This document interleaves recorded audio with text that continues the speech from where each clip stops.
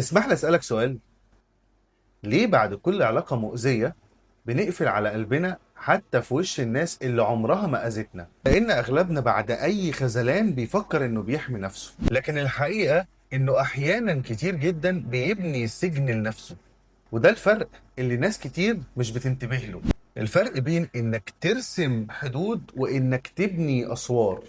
لما الإنسان بيتوجع عقله بيحاول يحميه، لكن في نوعين من الحماية: حماية نابعة من الوعي وده اسمه حدود، وحماية نابعة من الخوف ودي اسمها أسوار. الحدود معناها إنك عرفت قيمتك، بقيت تعرف تقول لأ من غير إحساس بالذنب، وتعرف تمشي من أي علاقة فيها قلة احترام ومن غير ما تدخل في معارك وتثبت فيها إنك صح. وتعرف إن القرب من حياتك امتياز مش حق لأي حد. أما الأسوار فهي بتتولد لما الخوف يبقى هو اللي ماسك عجلة حياتك، فتبدأ تشك في كل الناس، ترفض تقرب من أي حد. وهنا بتحصل أخطر خسارة، وتدفع ناس كويسة تمن أخطاء ناس تانية. إن الشخص اللي أذاك بعد ما خرج من حياتك يفضل هو اللي يحدد طريقة تعاملك مع كل اللي بعده.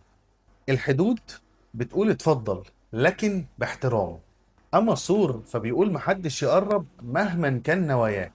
الحدود بتحمي كرامتك، لكن الأسوار ممكن تحبس قلبك. الحدود بتخليك تختار مين يستحق يقرب، أما الأسوار فبتخليك تخسر كل الناس اللي كانوا ممكن يكونوا سبب في شفاك. لو خرجت من علاقة مؤذية ما تخليش اللي كسرك يكتب قوانين حياتك.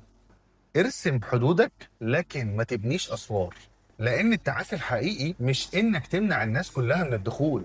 التعافي الحقيقي إنك تعرف مين يستحق الدخول ومين يستحق يفضل بره.